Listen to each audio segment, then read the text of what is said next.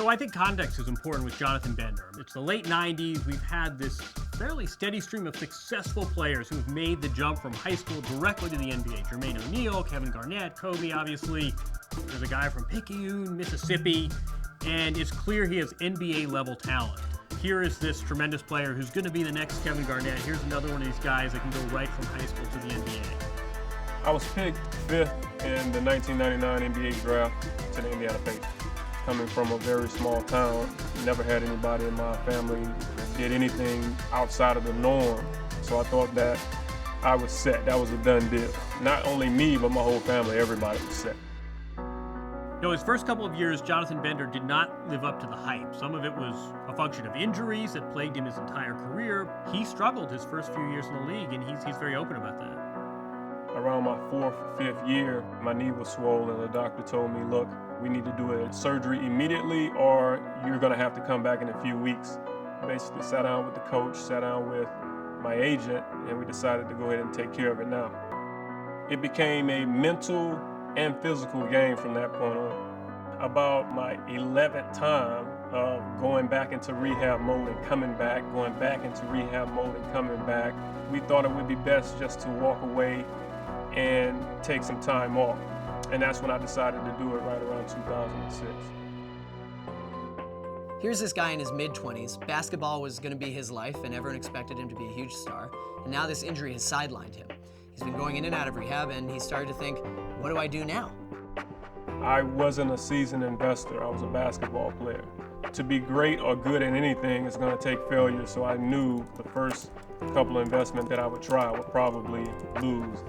Music company, tried that. I tried real estate. I was losing so much in the game of business. With me, it was more like, okay, I may need to go ahead and get myself prepared to go back, but I still have pain. Let's see if I can solve this problem. And that's when I decided to set out to develop a device that could help me and could assist me in that rehabilitation. He's been in and out of rehab. He doesn't have a medical degree, doesn't have much education outside of high school, but he's been to so many doctors and so many trainers, and he begins to have his epiphany, hey, I have an idea of how I might be able to develop a rehab product, and this is all a function of living it. My whole thought was quad reaction, glute reaction, while I was doing basketball type movements. So if I have pressure on your core, I'm able to take pressure off your lower back. When I saw the way a person picked up their leg and put it down, I kind of drew it in my head. I drew these bands going down and I said, okay, what can it wrap to? Thought about a shoe, thought about some sort of brace. So I was thinking of the pieces that I would need.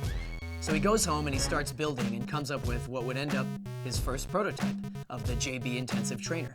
Take these rods and we would create 2 holes in the ankle brace and we would push it down and then push it back up. So the metal rod is now stuck there and it can't go anywhere. So these never broke. So it's like I take all the pressure off your lower extremity, but I'm redirecting all that pressure to the muscles that matter. I had to make these one at a time. It took a little while, but I was able to get my point across. I had to go through several different generations of it, just trying to see what worked, what didn't work, and that's basically what I did throughout 3 years.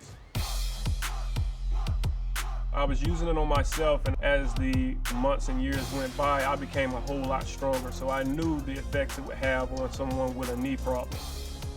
I didn't really know how to bring it to market. I didn't have that knowledge, but I knew that it would serve big later on if I was able to make a comeback and also mention that a product that I developed helped me make a comeback. So it was sort of a save yourself, but at the same time, this is a good marketing play. 3 years after the surgery, he gets back in the NBA, plays some games for the New York Knicks, great success story, and Donnie Walsh, who's now at the Knicks, who was the man who drafted Jonathan Bender out of high school a decade ago, offers him a contract. And by this point, Bender says, you know what, I've played in the NBA, thank you, sir. But really, what's interested him more at this stage is getting back to his business, which is beginning to flourish. My goal in year 1 was to do $500,000. In the first week, we did about 50,000 in sales. But obviously we've blown through that. It's doing real well and definitely exceeded the goal so far.